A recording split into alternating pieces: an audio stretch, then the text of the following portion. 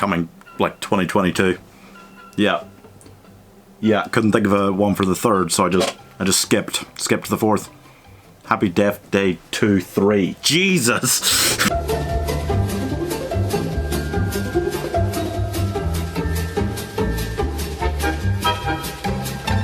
Let's be fair, kids, okay?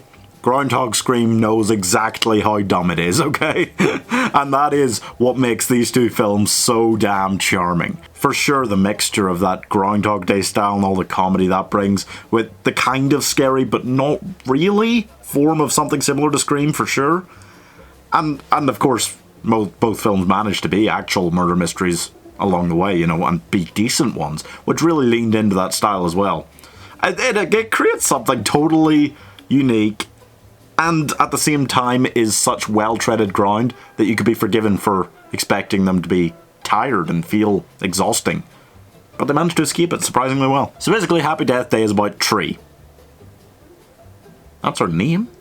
I think it's Teresa, but they call her Tree the whole time. Why? Anyway, she's not the perfect person. She wakes up drunk in this guy's room but didn't have sex with him. She is having sex with her married professor, isn't particularly nice to the other sorority girls. Oh! And it's her birthday. Then she gets murdered by an unknown assailant in a baby mask. And then she wakes up drunk in some guy's room but didn't have sex with him, is having sex with a married professor. Wait a minute, haven't we done this before? Suddenly she has to race against time as her body wears out from this. Both physically and mentally her body wears out as it dies a lot of times in a row. Which is fair, but weird. And you've got to question who the hell is this constant killer the whole time that she's running about like this, you know? Perhaps the psycho that's in hospital right now? Nah, too easy, of course not. No. Here is my woman review for Happy Death Day.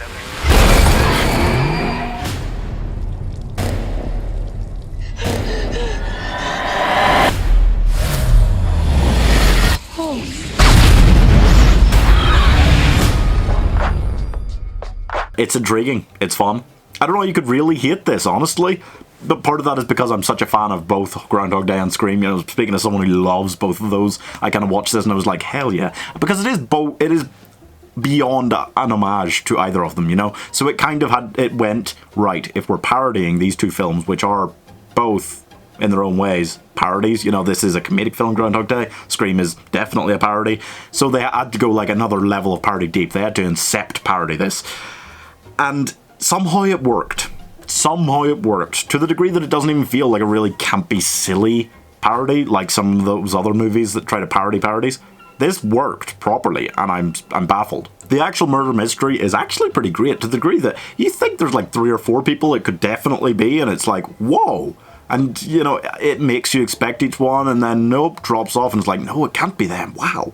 And I'm giving Happy Death Day 77 out of 100. Wow.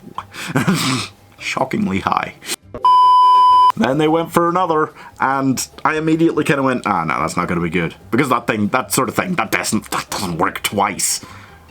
But they made a really intriguing go of it by leaning more heavily into the like sci-fi aspect of why this is actually happening. It feels like more of a Edge of Tomorrow than a Groundhog Day, if you know what I mean. There's no giant war with aliens, but damn, maybe that's saving for the third one. That could happen, guys. And it gives you this kind of dramatic family thing to it as well, because Tree could live in this alternate reality where she's stuck in now, where her mother is still alive, or go back to her original one where she's not. But she doesn't have her boyfriend there. So, decisions, a little bit of Sophie's Choice action. That's right. That is right, actually. Well, it's kind of like that. Anyway, here is my woman review for Happy Death Day to you. Alright, let's see what you got. We're in crisis mode, Tree. Who's gonna pledge Kappa now that we have a death curse? It makes the whole thing feel like a complete story now, you know? And that's what you want to do with a sequel when you know that you're just using the same concept and it's probably not going to be as good as the first one. You just want to make it feel like a complete circle, full story, so that you've got to watch the second one, even though it's not as good, to have finished, you know? That's what they did with The Descent Part 2. It felt like one story by the end. So when you watch The Descent, you're like, no, I gotta go watch The Descent Part 2 now.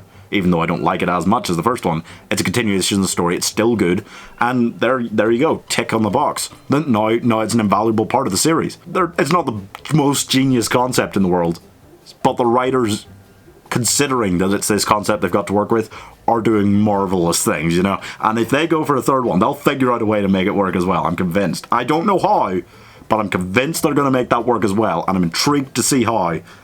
I'm intrigued. It's intriguing. It's intriguing. Her name is Tree. I'm giving Happy Death Day to You 69 out of 100. It's a solid pair of films for what is a concept that's just two films I like mashed together. You know, somehow they made it work for two movies. Don't ask me how. I don't have a clue, man. But it worked. Please don't make a third.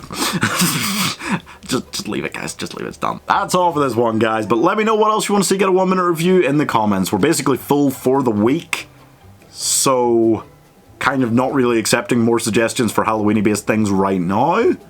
But I'll save them for next year if you want to leave them down there, and leave what you want in the lead up to Christmas down there as well. And subscribe!